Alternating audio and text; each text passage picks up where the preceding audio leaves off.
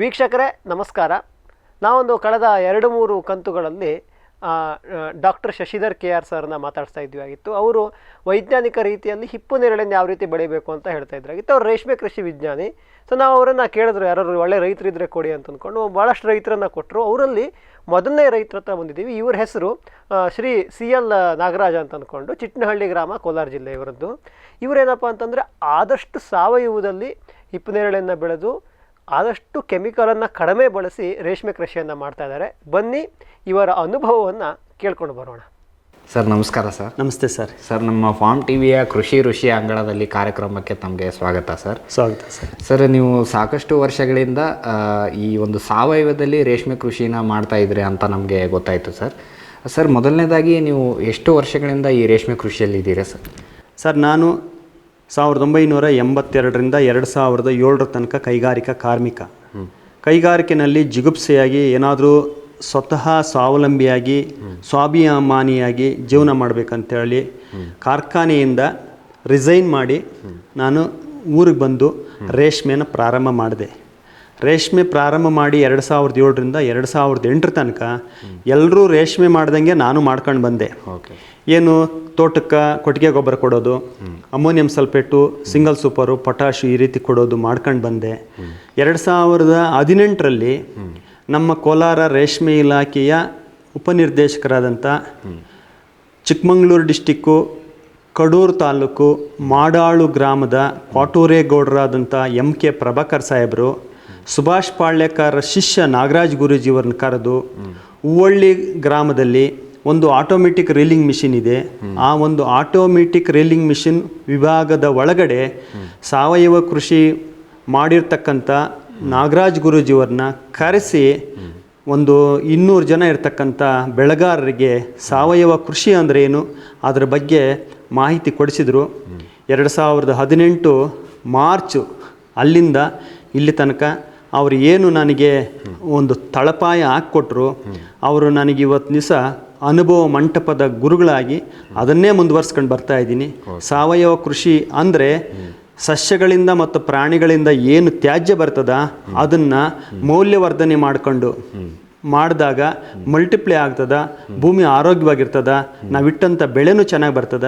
ಹಂಗಾಗಿ ಸಾವಯವ ಕೃಷಿ ನಾನು ಹೇಳ್ಬೇಕಂದ್ರೆ ಬಹಳ ಮಹತ್ವ ಕೊಟ್ಟಿದ್ದೀನಿ ಸರ್. ಈಗ ಈ ಸಾವಯವದಿಂದ ಅಂದರೆ ಸಾವಯವ ಬರ್ಲಿಕ್ಕೆ ಏನು ರೀಸನು ಸರ್? ನೀವು ಹೇಳಿದ್ರಿ ನಾನು ಮೊದಲು ಸ್ವಲ್ಪ ರಾಸಾಯನಿಕಗಳನ್ನು ಬಳಸಿ ಮಾಡ್ತಾ ಇದ್ದೆ, ಅದರಿಂದ ಇದಕ್ಕೆ ಬರೋದಕ್ಕೆ ಏನು ಕಾರಣ ಆಯಿತು ಮುಖ್ಯ? ಸರ್ ಸಾವಯವ ಕೃಷಿ ನಾನು ಬರಲಿಕ್ಕೆ ಕಾರಣ ಏನಂದರೆ ಸಾವಯವ ಕೃಷಿಗೂ ರಾಸಾಯನಿಕ ಕೃಷಿಗೂ ಖರ್ಚು ತುಂಬ ಅಜಗಜಾಂತರ ಇದೆ.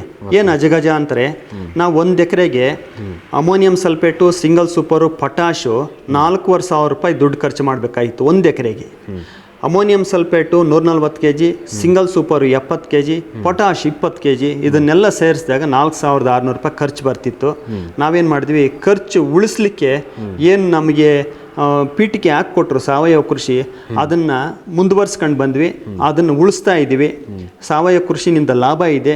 ಜೊತೆಗೆ ಸರ್ ಸೀಮೆ ಗೊಬ್ಬರ ಕೊಡುವಾಗ ಆರೋಗ್ಯ ಕೆಡ್ತದ, ಕೀಟನಾಶಕ ಹೊಡೆಯುವಾಗ ಆರೋಗ್ಯ ಕೆಡ್ತದ, ಕಳೆನಾಶಕ ಹೊಡೆಯುವಾಗ ಆರೋಗ್ಯ ಕೆಡ್ತದ, ಜೊತೆಗೆ ಭೂಮಿನೂ ಆರೋಗ್ಯ ನಾವೇ ಕೈಯಾರೆ ನಾವು ಕೆಡಿಸ್ತೀವಿ ಅನ್ನೋ ಗುರಿ ಇಟ್ಕೊಂಡು ನಾವು ಸಾವಯವ ಕೃಷಿಗೆ ಬಂದಿದ್ದು ಉದ್ದೇಶ ಇಷ್ಟೇ ಸರ್.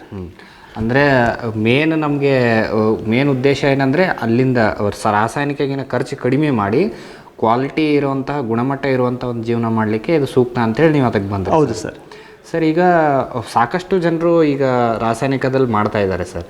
ಈಗ ರಾಸಾಯನಿಕದಲ್ಲಿ ಸ್ಪೆಷಲಿ ರೇಷ್ಮೆ ಕೃಷಿಗೆ ಮಾಡೋದ್ರೆ ಸಾವಯವದಲ್ಲಿ ಮಾಡೋದಕ್ಕೂ ರಾಸಾಯನಿಕ ಮಾಡೋದಕ್ಕೂ ಏನಾದರೂ ವ್ಯತ್ಯಾಸ ಕಂಡು ಬಂದಿದೆಯಾ? ಅಥವಾ ಈ ಹಿಪ್ಪು ನೇರಳೆ ಕೃಷಿಯಲ್ಲಾಗಿರ್ಬೋದು ಅಥವಾ ಈ ರೇಷ್ಮೆ ಗೂಡು ಅಂದರೆ ಹುಳುಗಳ ಮೇಲೆ ಎಫೆಕ್ಟ್ ಆಗಿರ್ಬೋದು? ಸರ್ ಈಗ ಸಾವಯವ ಕೃಷಿಗೂ ಮತ್ತು ರಾಸಾಯನಿಕ ಕೃಷಿಗೂ ವ್ಯತ್ಯಾಸ ಏನಂದರೆ, ರಾಸಾಯನಿಕಗಳನ್ನ ಭೂಮಿಗೆ ಕೊಡೋದ್ರಿಂದ ಭೂಮಿನಲ್ಲಿರ್ತಕ್ಕಂಥ ಸೂಕ್ಷ್ಮಾಣು ಜೀವಿಗಳು ಸಾಯ್ತಾ ಇರೋದ್ರಿಂದ ಭೂಮಿನಲ್ಲಿರ್ತಕ್ಕಂಥ ಸೂಕ್ಷ್ಮಾಣು ಜೀವಿ ಯಾವಾಗ ಸಾಯ್ತದ ಬೆಳೆ ಸದೃಢವಾಗಿ ಬೆಳೆಯೋದಿಲ್ಲ, ಇಳುವರಿ ಕುಂಠಿತ ಆಗ್ತದೆ. ಸಾವಯವ ಕೃಷಿ ಮಾಡೋದ್ರಿಂದ ಈ ನಮ್ಮ ಭೂಮಿನಲ್ಲಿ ಮುಖ್ಯವಾಗಿ ಏನು ಬೇಕು ಸರ್ ಅಂದರೆ ಸಾವಯವ ಇಂಗಾಲ ಅಂತೀವಿ ಅಥವಾ ಕಾರ್ಬನ್ ಅಂತೀವಿ. ಎಲ್ಲದಕ್ಕೂ ಮೂಲ ಕಾರಣ ಸಾವಯವ ಇಂಗಾಲ. ಸಾವಯವ ಇಂಗಾಲ ಇದ್ದರೆ ಗಾಳಿನ ಹಿಡಿದಿಟ್ಕೊಂಡು ಬೇರಿಗೆ ಸರಬರಾಜು ಮಾಡ್ತಕ್ಕಂಥ ಶಕ್ತಿನೂ ಇದೆ, ಮತ್ತು ನೀರು ನಾವು ಕೊಟ್ಟಾಗ ನೀರನ್ನು ಹಿಡಿದಿಟ್ಕೊಳ್ಳೋಂಥ ಸಾಮರ್ಥ್ಯನೂ ಸಾವಯವ ಇಂಗಾಲಕ್ಕಿದೆ. ರಾಸಾಯನಿಕ ಮಾಡೋದ್ರಿಂದ ಯಾವುದೇ ಕಾರಣಕ್ಕೂ ಈ ಕಾರ್ಬನ್ ಅನ್ನೋದನ್ನು ನಿರ್ಮೂಲನೆ ಮಾಡ್ತಾ ಇದೆ. ಆದ್ದರಿಂದ ರಾಸಾಯನಿಕ ಕೃಷಿಯಿಂದ ಇಳುವರಿನೂ ಕಡಿಮೆ, ಭೂಮಿನೂ ಆರೋಗ್ಯ ದಿನೇ ದಿನೇ ದಿನೇ ಇವತ್ತಿನ ದಿವಸ ಒಂದು ಹೆಲ್ತ್ ಹಾಳಾಗ್ತಾ ಇದೆ ಸರ್. ಓಕೆ, ಈಗ ನಾವು ಯಾವ ರೀತಿ ಒಂದು ಗುಣಮಟ್ಟದ ಆಹಾರನ ನಾವು ಸೇವಿಸಬೇಕು ಅಂದ್ಕೊತೀವಿ, ನೀವು ಕೂಡ ಒಂದು ಗುಣಮಟ್ಟದ ಆಹಾರವನ್ನು ಹುಳುಗಳಿಗೆ ಕೊಡಲಿಕ್ಕೆ ಸಾವಯವದಲ್ಲಿ ಇವಾಗ ಮಾಡ್ತಾ ಇದ್ದೀರಾ ಸರ್ ಓವರಾಲ್? ಹೌದು ಸರ್. ನಾವು ರೇಷ್ಮೆ ಹುಳುಗೆ ಯಾಕೆ ನಾನು ಸಾವಯವ ರೀತಿಯಲ್ಲಿ ಯಥೇಚ್ಛ ಕೊಟ್ಟಿಗೆ ಗೊಬ್ಬರ ಇರ್ಬೋದು, ಜೀವಾಮೃತ ಇರ್ಬೋದು, ಘನಜೀವಾಮೃತ ಇರ್ಬೋದು, ಬಯೋಡೈಜೆಸ್ಟರ್ ಇರ್ಬೋದು, ಆಮೇಲೆ ವೇಸ್ಟ್ ಡಿಕಾಂಪೋಸರ್ ಇರ್ಬೋದು, ಎರೆ ಜಲ ಇರ್ಬೋದು, ಇದನ್ನೆಲ್ಲ ನಾನು ಯಾಕೆ ಕೊಡ್ತೀನಿ ಅಂತಂದರೆ, ನಮಗೆ ಮೂಲತಃ ಪ್ರಾಚೀನ ಕೃಷಿ ಇರ್ಬೋದು, ಪಾರಂಪರಿಕ ಕೃಷಿ ಇರ್ಬೋದು, ಆ ಸಂದರ್ಭದಲ್ಲಿ ನಮ್ಮ ಮೂಲತಃ ನಮ್ಮ ರೇಷ್ಮೆ ಬೆಳೆಗಾರ ಇರ್ಬೋದು, ಕೃಷಿಕರು ಇರ್ಬೋದು, ನಮ್ಮ ಹಿರಿಯರು ಇರ್ಬೋದು, ಅವತ್ತಿನ ದಿವಸ ಗೋವು ನಾವು ಪ್ರತಿಯೊಂದು ಮನೆಯಲ್ಲಿ ಹೇಳೋದಾದರೆ ಕಡಿಮೆ ಅಂದರೂ ಒಂದು 10-15 ಗೋವುಗಳಿರ್ತಿತ್ತು. ಒಟ್ಟಿನಲ್ಲಿ ಒಂದು ರೀತಿಯ ಹುಳುಗಳಿಗೆ ನೀವು ಆಹಾರ ಸಾವಯವದಲ್ಲಿ ಇವಾಗ ಚೆನ್ನಾಗಿ ಕೊಡ್ತಾ ಇದ್ದೀವಿ. ಮನುಷ್ಯರಿಗೆ ಯಾವ್ದು ಆರೋಗ್ಯ ಇಂಪಾರ್ಟೆಂಟು, ಹಾಗೆ ಇದು ರೇಷ್ಮೆ ಹುಳುಗೂ ಆಹಾರ ಚೆನ್ನಾಗಿರಬೇಕು ಅನ್ನೋದು, ಖರ್ಚು ಕಡಿಮೆ, ಹೆಚ್ಚು ಆದಾಯ ಮಾಡಬೇಕು ಅನ್ನೋದು ನಮ್ಮದೊಂದು ಕಾನ್ಸೆಪ್ಟ್. ಅಮೋಘ್ ಇ-ಕಾರ್ಟ್ ಕೃಷಿ ಬಳಕೆಯ ಬ್ಯಾಟರಿ ಚಾಲಿತ ಪರಿಸರ ಸ್ನೇಹಿ ತ್ರಿಚಕ್ರ ವಾಹನ. 400ರಿಂದ 600 ಕಿಲೋಗ್ರಾಂ ಭಾರ ಹೊರುವ ಸಾಮರ್ಥ್ಯ, ಶಬ್ದ ಕಂಪನ ಹೊಗೆ ರಹಿತ ಕುಳಿತು ಚಲಾಯಿಸುವ ವ್ಯವಸ್ಥೆ, 4ರಿಂದ 6 ಗಂಟೆ ಚಾರ್ಜ್ ಮಾಡಿ ಒಂದಿಡೀ ದಿನ ಬಳಸಬಹುದು. ರಿವರ್ಸ್ ಗೇರ್, ಹೈಡ್ರಾಲಿಕ್ ಲಿಫ್ಟ್, ಸುಲಭ ಚಾಲನೆ ಮತ್ತು ನಿರ್ವಹಣೆ. ಓಡಾಡಲು 3.5 ಅಡಿ ಅಗಲ ಸಾಕು. ಪಲ್ಟಿ ಆಗದಂತ ರಚನೆ, ಅಡಿಕೆ ತೋಟಕ್ಕೆ ಹೇಳಿ ಮಾಡಿಸಿದ್ದು. Sprayer, tiller, washer, brush cutter, earth auger ಜೋಡಿಸಬಹುದು. 1ರಿಂದ 3 ವರ್ಷಗಳ warranty. Made in Sirsi, made in India. Farm TV ವೀಕ್ಷಕರಿಗೆ ಆಕರ್ಷಕ ಡಿಸ್ಕೌಂಟ್. ಫ್ಯೂಚರ್ ಬಯೋಟೆಕ್ ಸಾವಯವ ಕೃಷಿಯ ವೇಗವರ್ಧಕ. ಪೋಷಕಾಂಶ ಪೂರೈಕೆಗೆ ಎನ್ಪಿಕೆ ಕಲ್ಚರ್, ವ್ಯಾಮ್, ಪಿಎಸ್ಪಿ ಮತ್ತು ಕೆಎಂಬಿ. ಜೈವಿಕ ರೋಗ ಕೀಟ ನಿಯಂತ್ರಣಕ್ಕೆ ಟ್ರೈಕೋಡರ್ಮಾ, ಸೂಡೋಮೊನಾಸ್. ಸಾವಯವ ಗೊಬ್ಬರ ಉತ್ಪಾದನೆಗೆ ಕಾಂಪೋಸ್ಟ್ ಕಲ್ಚರ್. ಹೂವು ಕಾಯಿ ಉದುರುವ ಸಮಸ್ಯೆಗೆ ಕಾಮಧೇನು ಮತ್ತು ಸತ್ವ. ಮಣ್ಣಿನ ಆರೋಗ್ಯ ವೃದ್ಧಿಗೆ ಫ್ಯೂಚರ್ ಬಯೋಟೆಕ್, ಧಾರವಾಡ.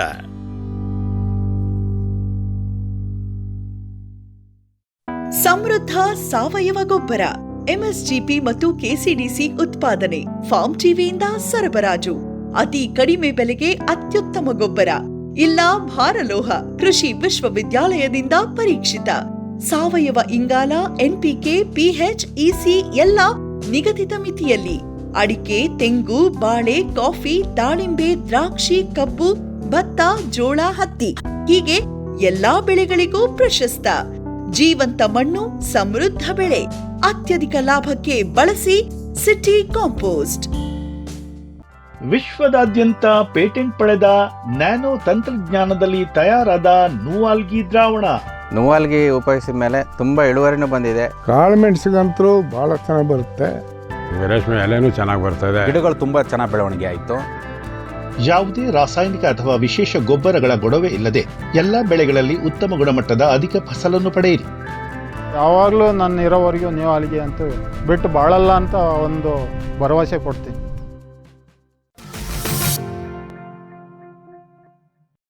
ಸರ್, ಈಗ ಅದೇ ನೀವು ಹೇಳಿದ್ರಿ ಸರ್, ಈಗ ನಮ್ಮದು ಮನುಷ್ಯರಲ್ಲಾದರೆ ಸಾವಯವದಲ್ಲಿ ಆರೋಗ್ಯ ವೃದ್ಧಿ ಸ್ವಲ್ಪ ಜಾಸ್ತಿ ಆಗುತ್ತೆ ಅಂತ ನಿಮ್ಮ ಅಭಿಪ್ರಾಯ ಸರ್. ಹುಳುಗಳ ಮೇಲೆ ಏನು ಅಭಿಪ್ರಾಯ, ಅಂದರೆ ಏನು ಪ್ರಭಾವ ಬೀರುತ್ತೆ ಸರ್ ಈ ಸಾವಯವ ಕೃಷಿ ಮಾಡೋದ್ರಿಂದ ಹುಳುಗಳ ಮೇಲೆ ಏನು ಪ್ರಭಾವ ಬೀರುತ್ತಂದರೆ, ರಾಸಾಯನಿಕ ಗೊಬ್ಬರಗಳು ಹಾಕಿದಾಗ ನೀರು ಒಂದೇ ಸಮಾನಾಂತರವಾಗಿ ನಾವು ತೋಟದಲ್ಲಿ ಎಲ್ಲ ಕಡೆನೂ ಸರಬರಾಜು ಮಾಡಲಿಕ್ಕೆ ಆಗೋದಿಲ್ಲ.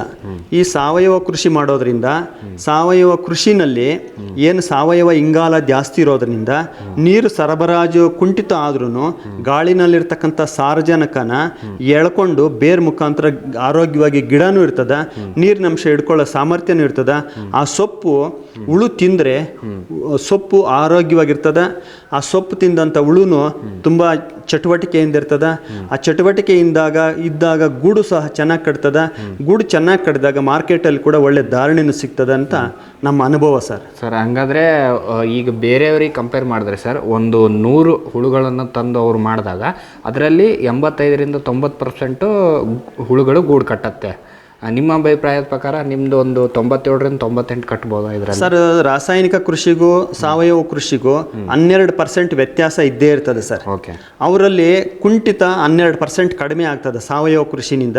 ಇವತ್ತು ದಿವಸ ರಾಸಾಯನಿಕ ಕೃಷಿಯಿಂದ 12% ಕಡಿಮೆ ಆಗ್ತದೆ, ಸಾವಯವ ಕೃಷಿಯಿಂದ 12% ಜಾಸ್ತಿ ಬರ್ತದೆ. ಆದ್ರಿಂದ ಯಾವಾಗ ಜಾಸ್ತಿ ಬಂತೋ ಆ ಆದಾಯ ನಮಗೆ ಸಿಗ್ತದೆ ಸರ್. ಈಗ ಇಷ್ಟು ನಿಮಗೆ ಗೂಡುಗಳು ಜಾಸ್ತಿ ಸಿಗತ್ತೆ ಸರ್ ಅಲ್ಲಿಗೆ. ಸ್ವಲ್ಪ ಹುಳುಗಳದ್ದು ಆ್ಯಕ್ಟಿವಿಟಿನೂ ಜಾಸ್ತಿಯಾಗಿ ಗೂಡುಗಳು ಜಾಸ್ತಿ ಸಿಕ್ಕಾಗ ಈಗ ಸಾವಯವದಲ್ಲೇ ಮಾಡೋದ್ರಿಂದ ಈಗ ಮಾರ್ಕೆಟಲ್ಲಿ ಏನಾದರೂ ಸ್ಪೆಷಲ್ಲು ಇದು ಸಾವಯವದಲ್ಲಿದೆ, ಇದು ರಾಸಾಯನಿಕ ಅಂತ ಡಿಫ್ರೆನ್ಷಿಯೇಟ್ ಅದನ್ನು ಬೇರೆ ಥರ ಮಾಡ್ತಾರಾ, ಅಥವಾ ಅವ್ರು ನೋಡೋರು ಎರಡನ್ನ ಒಂದೇ ಥರ ಅವ್ರಿಗೆ ಏನು ಬೇಕೋ ಅದನ್ನೇ ತೊಗೊತಾರೆ ಸರ್? ಮಾರ್ಕೆಟಲ್ಲಿ ನಾವು ಸಾವಯವ ಕೃಷಿ ಮಾಡ್ಕೊಂಡು ಹೋಗಿರೋದು ಅಥವಾ ರಾಸಾಯನಿಕ ಕೃಷಿ ಮಾಡಿರೋದನ್ನ ರೀಲರ್ಸ್ ಯಾವ ರೀತಿ ಪರಿಗಣನೆ ಮಾಡ್ತಾರಂದ್ರೆ, ಗೂಡು ಕೈಯಲ್ಲಿ ಹಿಡಿದು ನೋಡ್ತಾರೆ. ಗೂಡಿನ ಕವಚ ಅಂದರೆ ಥಿಕ್ನೆಸ್ ಇರ್ತದಲ್ಲ, ಥಿಕ್ನೆಸ್ಸು ನೋಡಿಬಿಟ್ಟು ಇದು ಒಳ್ಳೆ ಗುಣಮಟ್ಟದ ಗೂಡು ಅಂತ ಅವ್ರು ನಿರೀಕ್ಷೆ ಮಾಡಿ ರೇಟ್ ಜಾಸ್ತಿ ಕೊಡ್ತಾರೆ. ನಾವು ಸಾವಯವ ಅಂತ ಹೇಳ್ಬೋದು ಅಥವಾ ರಾಸಾಯನಿಕ ಹೇಳ್ಬೋದು, ಅದರ ತನ್ನದೇ ಆದಂಥ ಗುಣನ ಆ ಗೂಡು ಮಾರ್ಕೆಟಲ್ಲಿ ತೋರಿಸ್ಕೊಡ್ತದ. ಅವಾಗ ಧಾರಣೆ ರೀಲರ್ಸ್ ತಾನಾಗೆ ಕೊಡ್ತಾನೆ ಸರ್ ಬೆಲೆ. ಅಂದರೆ ಈಗ ನಿಮ್ಮ ಪ್ರಕಾರ ಸಾವಯವದಲ್ಲಿ ಮಾಡಿರೋದು ಆ ಮಾರ್ಕೆಟಲ್ಲಿ ಹೈಯೆಸ್ಟ್ ಕ್ವಾಲಿಟಿ ಇರುತ್ತೆ, ಅದನ್ನು ರೇಟ್ ಕೊಡ್ತಾರೆ ಸರ್. ಸ್ವಲ್ಪ ರಾಸಾಯನಿಕ ಮಾಡಿದ್ದು ಒಂದು ಸ್ವಲ್ಪ ವ್ಯತ್ಯಾಸ ಆಗುತ್ತೆ ಸರ್. ನಾವು ಕೇಳ್ಪಟ್ಟಂಗೆ ಒಂದು ಕೆಜಿಗೆ 550-570ವರೆಗೂ ಬರುತ್ತೆ ಒಂದು ಅಷ್ಟು ಕೂಡತ್ತೆ. ಇದರಲ್ಲಿ ಅಷ್ಟು ಕೂಡತ್ತೆ ಅನ್ನೋದು ಒಂದು ಸರ್. ನಮ್ಮ ಗೂಡು 480 ಗೂಡು ಲೆಕ್ಕ ಹಾಕ್ತೀವಿ, ಸ್ಕೇಲಲ್ಲಿ ತೂಕ ಹಾಕ್ತೀವಿ. 2.1 ಗ್ರಾಮ್ ಬರ್ತದೆ, ಕರೆಕ್ಟಾಗಿ 1000 ಗ್ರಾಮ್ ಬರ್ತದೆ ಸರ್. 480 ಗೂಡಿಗೆ 1 kg ಬರ್ತದೆ. ವೇಟು ಚೆನ್ನಾಗಿ ಬರ್ತದೆ, ವೆಯ್ಟ್ ಜಾಸ್ತಿ ಬರ್ತದೆ, ಸಿಲ್ಕ್ ಪರ್ಸೆಂಟೇಜು ಜಾಸ್ತಿ ಬರ್ತದೆ. ಹಂಗಾಗಿ ನಾವು ಮನೆಯಲ್ಲೇ ತೂಕ ಹಾಕ್ತೀವಿ ಸರ್. ಒಂದು ಪೋರ್ಟಬಲ್ ಸ್ಕೇಲ್ ಇಟ್ಕೊಂಡಿದ್ದೀವಿ, ಮನೆಯಲ್ಲೇ ತೂಕ ಹಾಕ್ಕೊಂಡು ನಮ್ಮ ಬೆಳೆ ಒಂದೊಂದು ಬೆಳೆಯಿಂದನೂ ಒಂದೊಂದು ಸಂಶೋಧನೆ ಮಾಡ್ತಾನೆ ಇದ್ದೀವಿ. ಹೀಗಾಗಿ ನಿಮಗೆ ಒಂದು ಐಡಿಯಾ ಬಂದ್ಬಿಟ್ಟಿದೆ. ಓಕೆ, ರಾಸಾಯನಿಕ ಈ ಮಾಡೋದ್ರಿಂದ ಅವ್ರಿಗೆ ಇಷ್ಟು ವ್ಯತ್ಯಾಸ ಕಂಡು ಬಂದಿದೆ. ಹಾಗಾಗಿ ನಮ್ಮ ಹೊಟ್ಟೆನಲ್ಲೂ ಚೆನ್ನಾಗಿ ಅಂದರೆ ಆ ಗೂಡಲ್ಲೂ ಕೂಡ ನಮಗೆ ಒಳ್ಳೆಯದು ಸಿಗ್ತಾ ಇದೆ, ಚೆನ್ನಾಗಿ ವೇಟು ಬರ್ತಿದೆ, ರೀಲಿಂಗು ಚೆನ್ನಾಗಾಗಿದೆ, ಹೆಂಗಿದ್ರು ರಿಕವರಿ ಪರ್ಸೆಂಟೇಜ್ ಕೂಡ ಜಾಸ್ತಿ ಇದೆ ಗೂಡು ಕಟ್ಟೋದು ಅಂತ ನಿಮ್ಮ ಅಭಿಪ್ರಾಯ ಸಾವಯವದಲ್ಲಿ ಮಾಡೋದ್ರಿಂದ? Okay sir. ಸರ್, ಈಗ ನಮಗೆ ಒಂದು ಮುಖ್ಯವಾಗಿ ಸರ್ ರೇಷ್ಮೆ ಬೆಳೆ ಅಂತ ಬಂದಾಗ ಸರ್, ನಮಗೆ ಅದರದ್ದೊಂದು ಕಟ್ಟಡ ಮನೆ ಮಾಡೋದು ಕೂಡ ಭಾಳ ಮುಖ್ಯ ಆಗಿರುತ್ತೆ ಸರ್. ಆ ನಿಟ್ಟಿನಲ್ಲಿ ನೀವು ಮನೆ ನಿರ್ಮಾಣ ಯಾವ ರೀತಿ ಮಾಡ್ಕೊಂಡಿದ್ದೀರಾ ಸರ್? ಸರ್, ರೇಷ್ಮೆ ಮನೆ ನಿರ್ಮಾಣದ ಬಗ್ಗೆ ಹೇಳೋದಾದರೆ, ರೇಷ್ಮೆ ಹಿಂದಿನ ಕಾಲದಲ್ಲಿ ತಟ್ಟೆ ಪದ್ಧತಿ ಇತ್ತು. ತುಂಬ ಕಿರುದಾದ ಜಾಗನಲ್ಲಿನೂ ಮೇಯಿಸ್ತಿದ್ರು.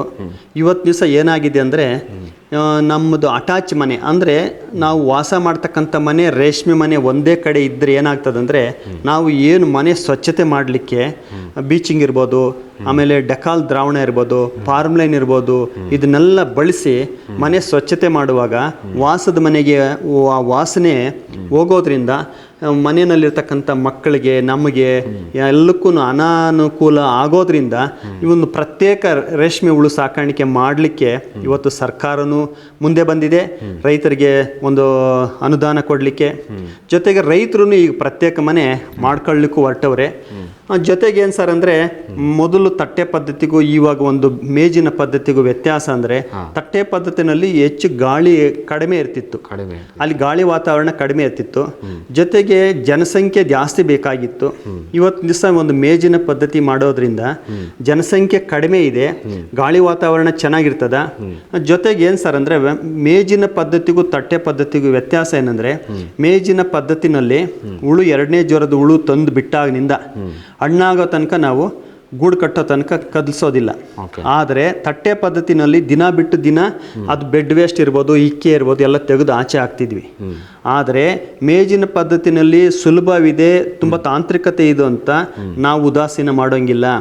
2ನೇ ಜ್ವರದಿಂದ ಹುಳು ಹಣ್ಣಾಗಿ ಗೂಡು ಕಟ್ಟೋ ತನಕ ಅದು ಇಕ್ಕೆ ಇರ್ಬೋದು, ಮೂತ್ರ ಇರ್ಬೋದು, ಅಲ್ಲೇ ವಿಸರ್ಜನೆ ಮಾಡೋದ್ರಿಂದ ಪ್ರತಿದಿನ ನಾಟಿ ಕಲ್ಲು ಸುಣ್ಣ ಕೊಡ್ತಾ ಇದ್ದರೆ ಅಲ್ಲಿ ಏನು ಫಂಗಸ್ ಸ್ಟಾರ್ಟ್ ಆಗ್ತದ ಅಂದರೆ ಆ ಮಾಯಿಶ್ಚರ್ ಸ್ಟಾರ್ಟ್ ಆಗ್ತದ, ಅದನ್ನು ನಿವಾರಣೆ ಮಾಡ್ಕೊಂಡು ಬಂದಾಗ ಮಾತ್ರ ಹುಳು ಆರೋಗ್ಯವಾಗಿರ್ತದ, ಗೂಡು ಕಟ್ತದ. ನಾವೇನಾದರೂ ಉದಾಸೀನ ಮಾಡಿದ್ರೆ ಅಲ್ಲಿ ನಮಗೆ ಕಟ್ಟಿಟ್ಟ ಬುತ್ತಿ ಲಾಸ್. ಓಕೆ. ರೈತ ಬಾಂಧವರ ಸೇವೆಗೆ ಫಾರಂ ಟಿವಿಯ ಮತ್ತೊಂದು ಹೆಜ್ಜೆ. ಅತ್ಯುತ್ತಮ ಲ್ಯಾಬ್ ಮತ್ತು ನರ್ಸರಿಯ ಟಿಶ್ಯೂ ಕಲ್ಚರ್ ಮತ್ತು ಬೀಜ ಗಿಡಗಳು, ಗುಗಳೆ ಬಯೋಟೆಕ್ನ ಜಿನಿನ್ ಮತ್ತು ಏಲಕ್ಕಿ ಬಾಳೆ ಟಿಸಿ ಗಿಡಗಳು, ರೋಗರಹಿತ ದಾಳಿಂಬೆ ಮತ್ತು ಶೀಘ್ರ ಬೆಳೆಯುವ ತೇಗದ ಟಿಶ್ಯೂ ಕಲ್ಚರ್ ಗಿಡಗಳು, Taiwan red lady hybrid F1 ಮತ್ತು ನಂಬರ್ 15 ಪಪಾಯ ಬೀಜ ಗಿಡಗಳು. ಹಿಂದೆ ಕರೆ ಮಾಡಿ ಗಿಡ ಕಾಯ್ದಿರಿಸಿ. ಗ್ರೀನ್ ಪ್ಲಾಸ್ಟ್ ISI ಪ್ರಮಾಣೀಕೃತ ಪರಿಶುದ್ಧ HDPE ಜಿಯೋ ಮೆಂಬ್ರೇನ್ ಪಾಂಡ್ ಲೈನರ್ಗಳು ಕೃಷಿ ಹೊಂಡ, ಕೆರೆ, ಕಾಲುವೆ, ಮೀನುಕೊಳ, ಸ್ಪಿರುಲಿನಾ ಹೊಂಡಗಳಿಗೆ ಬೇಕಾದ ಆಕಾರ ಮತ್ತು ವಿಸ್ತೀರ್ಣಗಳಲ್ಲಿ ಸರ್ಕಾರದ ಸಬ್ಸಿಡಿ ಯೋಜನೆಯಡಿ ಲಭ್ಯ. 100% ಪುನರ್ಬಳಕೆ, ಯುವಿ ಮತ್ತು ಒಡಕು ನಿರೋಧಕ, ಪಕ್ಕಾ ಜೋಡಣೆ, 5 ವರ್ಷಗಳ ಲಿಖಿತ ವಾರಂಟಿ. ಗ್ರೀನ್ ಪ್ಲಾಸ್ಟ್.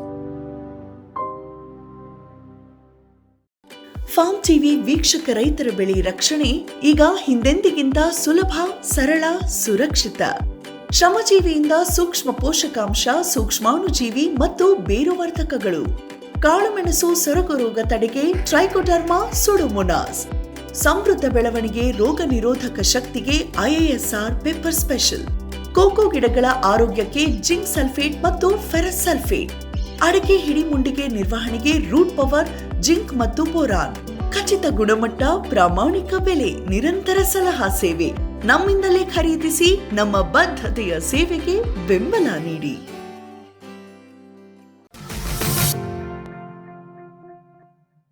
ಈ ಒಂದು ಕಟ್ಟಡ ಯಾವ ದಿಕ್ಕಿನಲ್ಲಿ ನೀವು ಮಾಡ್ಕೊಂಡಿದ್ದೀರಾ ಸರ್? ಸರ್, ಇದಕ್ಕೂ ಒಂದು ರೇಷ್ಮೆ ಇಲಾಖೆಯ ಶಿಫಾರಸಿನ ಪ್ರಕಾರ ಉತ್ತರ ದಕ್ಷಿಣ ಕಿಟಕಿ ಹೆಚ್ಚಿಗಿರಬೇಕು. ಅಂದರೆ ಕೆಳಗಡೆ ಚಿಕ್ಕದಿರಬೇಕು, ಮಧ್ಯದಲ್ಲಿ ದೊಡ್ಡದಿರಬೇಕು, ಮೇಲೆ ವೆಂಟಿಲೇಟರ್ ಚಿಕ್ಕದಿರಬೇಕು. ಪಶ್ಚಿಮ ಮತ್ತು ಪೂರ್ವದ ಕಡೆ ಕಿಟಕಿಗಳು ಆದಷ್ಟು ಕಡಿಮೆ ಇಡಬೇಕು. ಇಟ್ಟರೆ ಒಳ್ಳೆಯದೇ. ಯಾಕಂದರೆ ಮನೆಯಲ್ಲಿ ಈ ತೇವಾಂಶ ಅಂದರೆ ಉಷ್ಣಾಂಶ ಮತ್ತು ತೇವಾಂಶ ಮನೆ ಒಳಗಡೆ ಜಾಸ್ತಿ ಆಗಬೇಕಂದ್ರೆ ಪೂರ್ವ, ಪಶ್ಚಿಮ, ಉತ್ತರ, ದಕ್ಷಿಣ 4 ಕಡೆನೂ ಕಿಟಕಿ ಇರಬೇಕು. ನಾವು ಯಥೇಚ್ಛವಾಗಿ ಬಳಸೋದು ಯಾವುದು ಅಂದರೆ ದಕ್ಷಿಣ ಮತ್ತು ಉತ್ತರ. ಬಳಸೋದ್ರಿಂದ ಮನೆಯಲ್ಲಿರ್ತಕ್ಕಂಥ ಕೆಟ್ಟ ವಾಸನೆ, ಒಳ್ಳೆ ಗಾಳಿ ಕೆಳಗಡೆ ಕಿಟಕಿನಲ್ಲಿ ಬರ್ತದ. ಕೆಟ್ಟ ಗಾಳಿನ ಹಗುರವಾಗಿರೋದ್ರಿಂದ ತಗೊಂಡೋಗಿ ಆ ಮೇಲಿನ ಕಿಟಕಿ ಮುಖಾಂತರ ಆಚೆ ಹೋಗ್ತದೆ. ನೀವೇನು ಏರೇಟರ್ಸ್ ಅದು ಏನು ಹಾಕ್ಸಿಲ್ಲ ಸರ್? ನಾವು ಏರ್ಔಟ್ ಏನು ಮಾಡಿಸಿಲ್ಲ. ಕಿಟಕಿ 34 ಕಿಟಕಿ ಇಟ್ಕೊಂಡಿದ್ವಿ. ಏನು ಉತ್ತರ ಕಡೆಯಿಂದ ಬರ್ತದೆ ಗಾಳಿ ಕೆಳಗಡೆ ಕಿಟಕಿನಲ್ಲಿ, ಈ ಕೆಟ್ಟ ಗಾಳಿ ಹಗುರ ಆಗ್ತದೆ, ಮೇಲಿನ ಕಿಟಕಿಯಲ್ಲಿ ಆಚೆ ಹೋಗ್ತದೆ.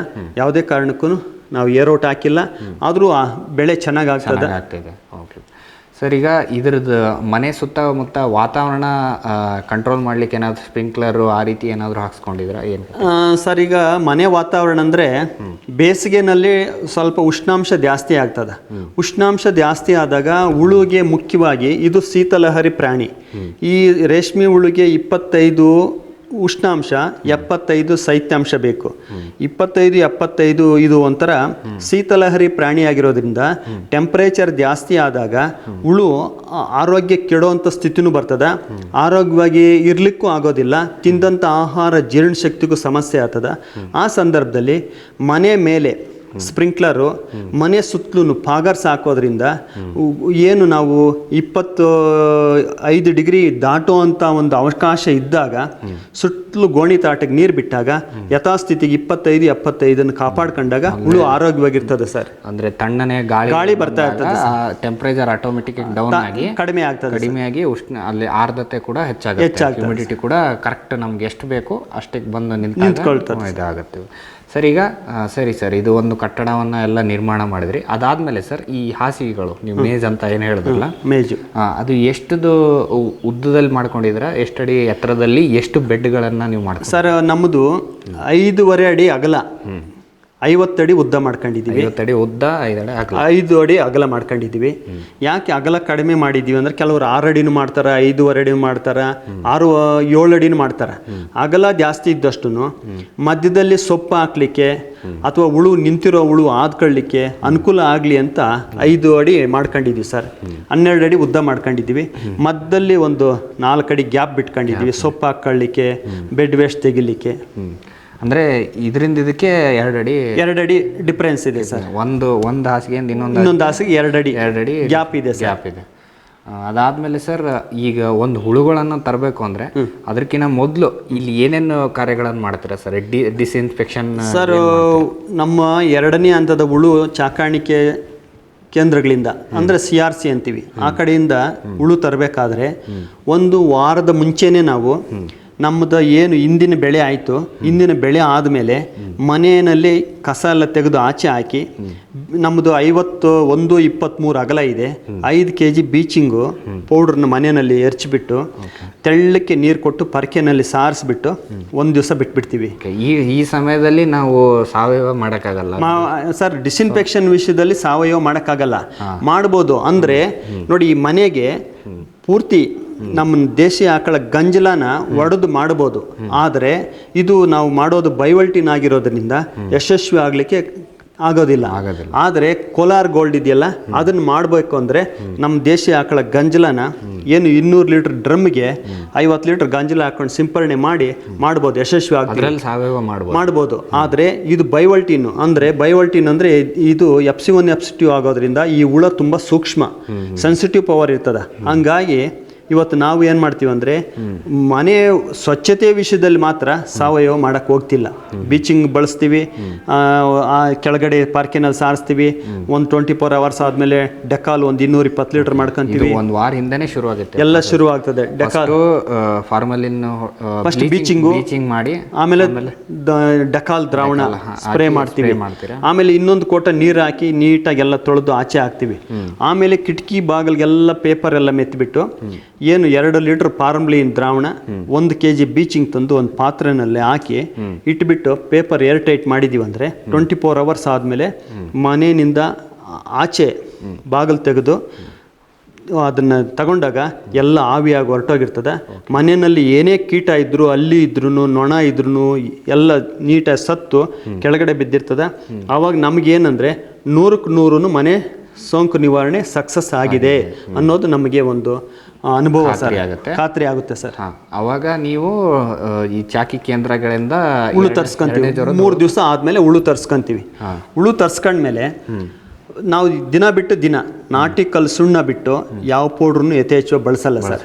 ಸರ್, ಈಗ ತರಕ್ಕಿಂತ ಮುಂಚೆ ಈ ಹಾಸಿಗೆ ಮೇಲೆ ಅದು ರೇಷ್ಮೆ ಹುಳು ಶೀಟ್ ಹಾಕ್ತೀರಾ ಅಥವಾ ಪೇಪರ್? ಸರ್, ಪೇಪರ್ ಬರ್ತದೆ, ರೋಲ್ ಪೇಪರು ಬರ್ತದೆ, ನ್ಯೂಸ್ ಪೇಪರು ಬರ್ತದೆ. ಎರಡು ಹಾಕ್ಬೋದು.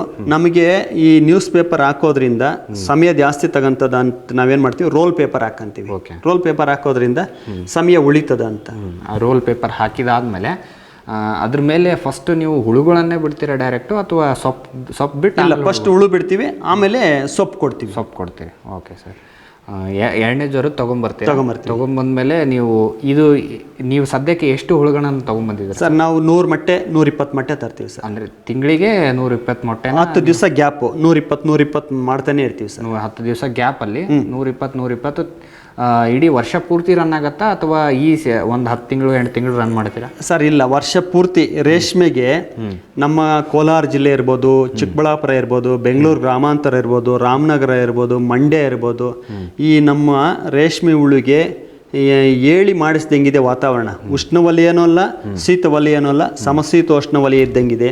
ಹಂಗಾಗಿ ವರ್ಷ ಪೂರ್ತಿ ಒಂದು ಕಾರ್ಖಾನೆ ರೀತಿಯಲ್ಲಿ ಹುಳು ಸಾಕ್ತಾನೆ ಇರ್ತೀವಿ ಸರ್. ಸೊ ಇಷ್ಟೋ ತನಕ ನಮಗೆ ಶ್ರೀ CL ನಾಗರಾಜ್ ಅವರು ರೇಷ್ಮೆ ಕೃಷಿ ಬಗ್ಗೆ ಮಾಹಿತಿಯನ್ನು ಕೊಡ್ತಾಯಿದ್ರು. ನಾವು ಶುರು ಮಾಡಿದ್ದೆ ಸಾವಯವದಿಂದಲೇ ಶುರು ಮಾಡಿದ್ವಿ. ಸಾವಯವದಲ್ಲಿ ಯಾಕೆ ಕೃಷಿ ಮಾಡಬೇಕು, ಸಾವಯವದಲ್ಲಿ ಮಾಡಬೇಕು ಅಂತ ಇವರಿಗೆ ಹೇಗೆ ಅನ್ನಿಸ್ತು, ಎಲ್ಲಿಂದ ಶುರು ಮಾಡಿದ್ರು ಏನೋ ಅನ್ನೋದ್ರ ಬಗ್ಗೆ ಶುರು ಮಾಡಿ, ಅದಾದಮೇಲೆ ಈ ರೇಷ್ಮೆ ಕೃಷಿ ಮಾಡೋಕ್ಕೆ ಅದರೊಂದು ಮನೆ ಯಾವ ರೀತಿ ಕಟ್ಟಬೇಕು, ಎಲ್ಲಿ ಕಟ್ಟಬೇಕು, ಹೇಗೆ, ಅದಕ್ಕೆ ಎಷ್ಟು ಕಿಟಕಿ ಇರಬೇಕು, ಈ ವೆಂಟಿಲೇಷನ್ ಹೆಂಗೆ ಇರಬೇಕು, ಇವ್ರು ಏನು ಮಾಡ್ತಾ ಇದ್ದಾರೆ, ಆಮೇಲೆ ಅದರದ್ದು ಸುತ್ತಳತೆ ಹೆಂಗಿರಬೇಕು, ಮನೆಯೊಳಗೆ ಏನೇನು ಇರಬೇಕು. ಈಗ ಅವ್ರದ್ದು ವಾಪಸ್ಸು ಚೌಕಿಯಿಂದ ಹುಳ ತರೋಕ್ಕಿಂತ ಮುಂಚೆ ಏನೇನೆಲ್ಲ ಮಾಡ್ತಾರೆ, ಡಿಸ್ಇನ್ಫೆಕ್ಷನ್ ಹೇಗೆ ಮಾಡ್ತಾರೆ ಅನ್ನೋದ್ರ ಬಗ್ಗೆ ಎಲ್ಲ ಮಾಹಿತಿಯನ್ನು ಅವರು ಕೊಡ್ತಾ ಇದ್ರಾಗಿತ್ತು. ಸದ್ಯಕ್ಕೆ ನಾವು ಇವತ್ತಿನ ಕಂತನ್ನು ಇಲ್ಲಿಗೆ ಮುಗಿಸೋಣ. ಮತ್ತೆ ನಾಳಿನ ಕಂತಿನಲ್ಲಿ ನಮ್ಮ ನಾಗರಾಜ್ ಸರ್ ಹತ್ರ ಇನ್ನೂ ಹೆಚ್ಚಿನ ಮಾಹಿತಿಯನ್ನು ಪಡೆಯೋಕ್ಕಿದೆ. ಸದ್ಯಕ್ಕೆ ನಮ್ಮ ಕಾರ್ಯಕ್ರಮವನ್ನು ಮುಗಿಸ್ತಾ ಇದ್ದೀವಿ. ನಮಸ್ಕಾರ.